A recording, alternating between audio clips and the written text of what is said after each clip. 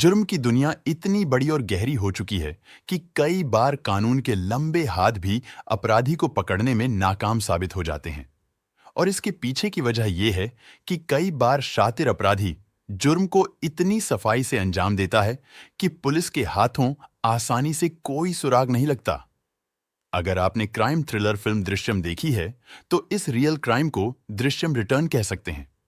Drishyam film में crime होने के बाद उसे छुपाने के लिए नई नई साजिशें रची जाती हैं, लेकिन इस वारदात को 21 साल पुरानी साजिश से अंजाम दिया गया। इस साजिश का पहला हिस्सा था एक मासूम बच्चा। उस बच्चे को पहले 18 साल की उम्र यानी उसके बालिग होने का इंतजार किया गया।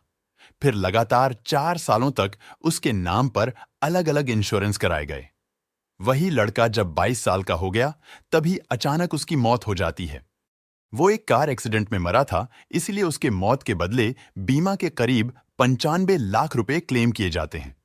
साथ ही नई कार के जलने से हुई मौत को लेकर करीब 10 लाख रुपए का इंश्योरेंस। कुल मिलाकर एक मौत होती है और करीब करीब 1 करोड़ रुपए का बीमा क्लेम होता है। फिर वक्त गुजरता रहता है। 1 या 2 साल नहीं, पूरे 17 साल पूरे हो जाते हैं। तभी अचानक एक दिन वो शख्स जिंदा मिलता है जो दुनिया की नजरों में 17 साल पहले ही मर चुका था। जब इस मुर्दे की पूरी कहानी सामने आती है, तो एक मर्डर से लेकर पुलिसिया जांच में चूक और ना जाने कितने रहस्य आईने की तरह साफ हो जाते हैं। इसमें पुलिस की लापरवाही और एक शातिर दिमाग वाला बाप जिसने अपने ही बेटे को क्रिमिनल बना दिया, उसे मुर्दा साबित कर दिया।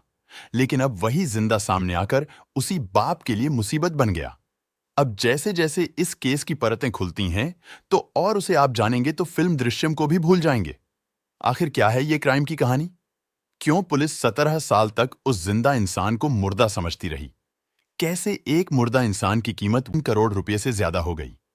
जानेंगे सब कुछ सिलसिलेवार तरीके से, तो वीडियो अंत तक जरूर देखें। फिलहाल हम ये कहानी शुरू करें उससे पहले अगर आपने अब तक इस चैनल को सब्सक्राइब नहीं किया है, तो जल्दी से चैनल को सब्सक्राइब कर ले। हम आपके लिए ऐसे ही क्राइम वीडियो लाते रहते हैं। तो चलिए अब कहानी शुरू करते हैं। सबसे पहले आप इस खबर को देखिए।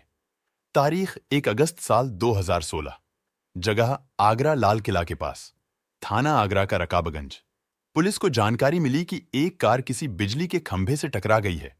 खंभे से टकराने की वजह से कार में भीषण आग पकड़ ली। इस हादसे में कार चालक की उसी में जलकर मौत हो गई। उस इंसान के जिस्म के नाम पर बस हड्डी का ढांचा मिला था, लेकिन कार का नंबर प्लेट दिख रहा था। उस पर नंबर था UP14 Z2255। अब कार वाले की पहचान के लिए पुलिस ने उस नंबर की जांच कराई। पता चला ये कार गाजियाबाद के सिहानी गेट इलाके में रहने वाले अनिल कुमार के नाम पर रजिस्टर्ड है। अनिल के पिता का नाम विजयपाल है। अब आगरा पुलिस ने कार वाले की डिटेल का पता लगाने के लिए विजयपाल से संपर्क किया। हादसे की खबर सुनकर विजयपाल आगरा पहुंचे। कार देखते ही रोने लगे और लाश को बेटे के रूप में पहचान की। बताया, मरने वाला मेरा बेटा अनिल कुमार है। साथ ही बताया कि हम लोग थोक कपड़ा कारोबारी हैं। बेटा अनिल कुमार भी बिजनेस के सिलसिले में कार से आगरा आया था। यहां से काम पूरा कर अनिल को अपने बड़े भाई अभय की ससुराल मथुरा में जाना था, लेकिन उससे पहले ही यह हादसा हो गया। पुलिस ने पूछा था कि कोई रंजिश या दुश्मनी तो नहीं है। अनिल के पिता विजयपाल ने किसी से भी दुश्मनी होने से इनकार कर दिया था। यानी यह केस महज एक हादसा था और कुछ नहीं। हादसे को देखकर मीडिया में पुलिस का बयान आया, जिसमें कहा गया कि कार एक बिजली के खंभे से टकरा गई थी, जिससे बिजली का खंभा भी मुड़ गया और हादसे के बाद कार में सेंट्रल लॉक लगने से अनिल बाहर नहीं निकल पाया, जिससे बर्निंग कार में ही उसकी दर्दनाक मौत हो गई। उस समय आगरा रकाबगंज के इंस्पेक्टर DL सुधीर ने मीडिया से कहा था कि खंबे से टक्कर होने की वजह से ये कार हादसा हुआ था। इसके बाद इस केस को बंद कर दिया गया। यहां तक तो कहानी साफ था, लेकिन इस केस में नया मोड़ तब आया जब अहमदाबाद क्राइम ब्रांच की टीम ने एक युवक को हिरासत में लेकर पूछताछ की, जिसका नाम था राजकुमार चौधरी। अहमदाबाद के मोहन नगर में निकोल का रहने वाला शादीशुदा राजकुमार चौधरी के 2 बच्चे भी हैं। लेकिन जब उसकी जांच पूरी हुई तो पता चला कि ये शख्स कोई और नहीं बल्कि वही मुर्दा इंसान है जिसकी 2006 में पुलिस फाइल में मौत हो चुकी थी। वही अनिल कुमार जिसकी आगरा में बर्निंग कार में पूरी तरह से जलकर मौत हुई थी। वही चेहरा था, वही कद काठी, सब कुछ वही। बस बदला था तो उसका नाम, पता और पिता का नाम। अब वो 39 साल का युवक हो चुका था। इसके पास गुजरात का Aadhaar card, driving licence, PAN card, सब कुछ सरकारी प्रूफ वाले कागजात मिले। लेकिन पिता का नाम भी लगभग वही था, विजयपाल की जगह विजय कुमार चौधरी। अब अनिल कुमार उर्फ राजकुमार चौधरी की सारी पोल खुलने के बाद उसने सब कुछ सच सच बताना शुरू कर दिया। उसने बताया कि सारी साजिश उसके पिता विजयपाल ने रची थी।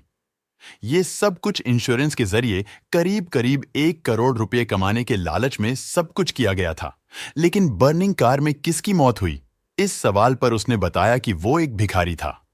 अनिल कुमार ने पुलिस को बताया कि उसके पिता शुरू से ही जालसाजी और नाबालिग लड़कों से छोटी मोटी चोरियां कराकर कमाई करते रहे हैं। उन्हें पता था कि अगर लड़के पकड़े गए तो नाबालिग होने की वजह से छूट जाएंगे। इसीलिए अनिल की जगह किसी ऐसे युवक को कार में जलाकर मारने की साजिश रची थी जिसकी खोजबीन करने वाला कोई नहीं हो। आगरा में जिस कार में जली हुई एक लाश मिली थी वो भिखारी था। वो भिखारी रोजाना गाजियाबाद रेलवे स्टेशन के आसपास भीख मांगता था। उम्र करीब 30 साल के आसपास थी। उसके परिवार में कोई नहीं था, बिल्कुल अकेला था। इस बारे में अनिल के पिता विजयपाल ने गाजियाबाद स्टेशन के पास वाले एक चाय वाले को भी अपने साथ मिला लिया था। उसी से भिखारी की मुखबिरी कराई थी। इसके बाद उस भिखारी को टारगेट किया और बताया कि वो उसे अच्छा खाना खिलाएंगे, कार से घुमाने भी ले जाएंगे। इस तरह 30 जुलाई 2006 को उसी भिखारी को साथ लेकर नोएडा होते हुए आगरा पहुंचे थे।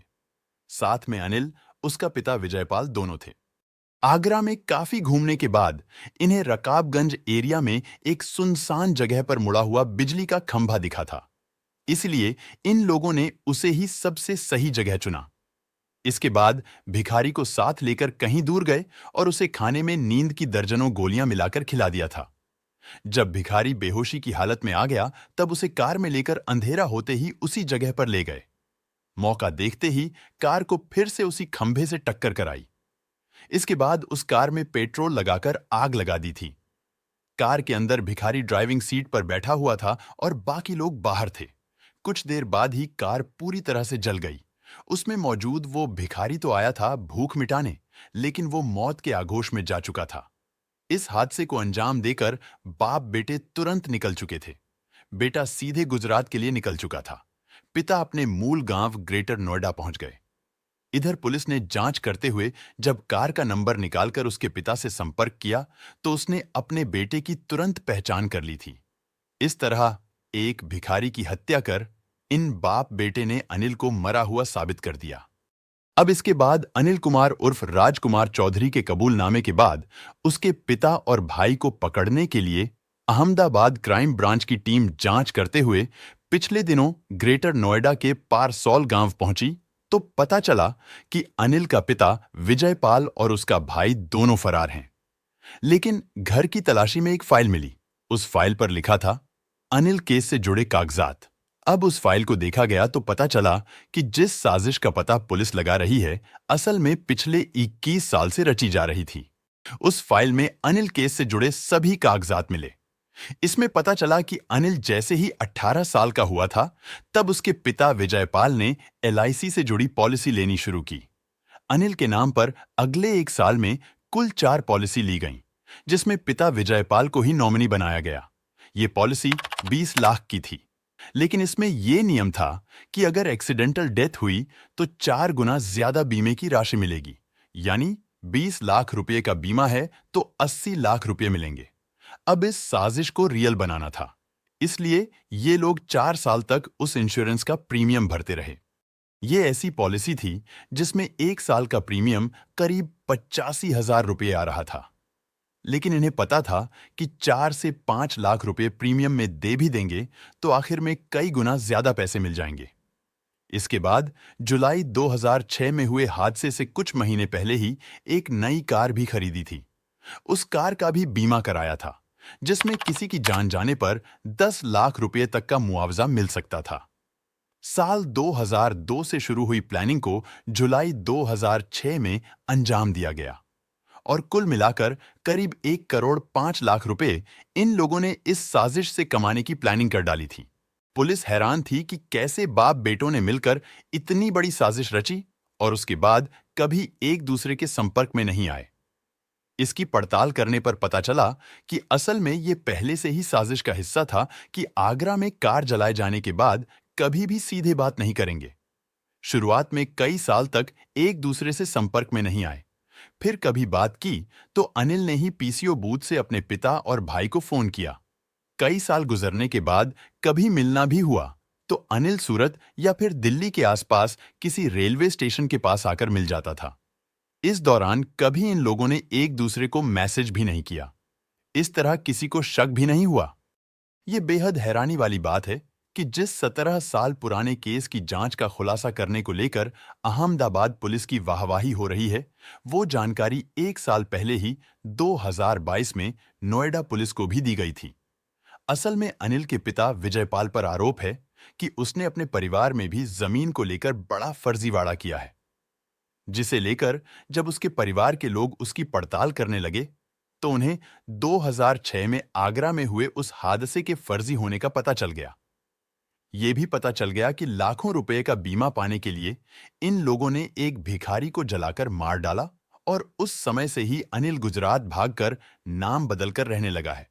इसी बीच कुछ लोगों से पता चला कि अनिल और उसके पिता को किसी रेलवे स्टेशन पर बात करते हुए देखा गया था।